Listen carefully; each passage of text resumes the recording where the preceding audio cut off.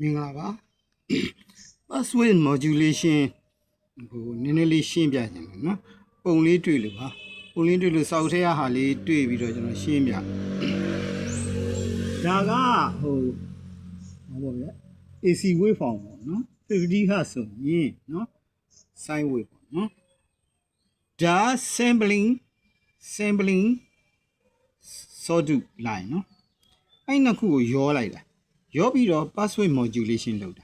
တော့ဘယ်လိုဖြစ်လဲဆိုတော့ကျွန်တော်ပြမယ်နော်ဒီကောင်နဲ့ဒီကောင်နဲ့စုံတဲ့နေရာပေါ့ဗျာနော်ဒီဘူကအများနဲ့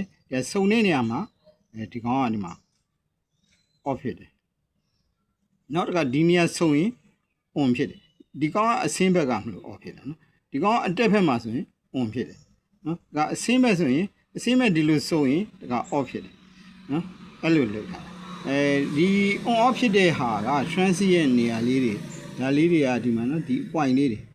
point လေးမှာအဲ့လိုဖြစ်တယ်ဒီ on off ဖြစ်တာအဆုံးထိကိုဖြစ်တော့တာပဲနော် on off ဆို supply ဖို့အတိုင်းဖြစ်တယ်နော် switch mode သဘောပေါ့နော် on ဖြစ်မယ် off ဖြစ်မယ်အဲ့လိုဖြစ်သွားတယ်နော်ဒီဘက်ဟွာဖြစ်သွားရင်တလားကြာမယ်နော်တဲ့မယ်အဲ့ဒါပဲအဲ့တော့ဒီမှာ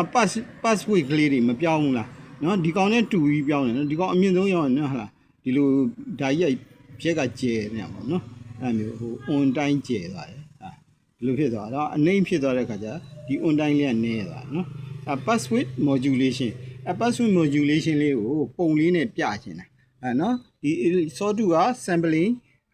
ဒီကောင်ကကျွန်တော်တို့ဟို modulating လုပ်မဲ့ဟာ audio voice လည်းဖြစ်နိုင်တယ်နော်ဒီဟာက password modulation ထွက်လာတာနော်အဲ့ဒါလေး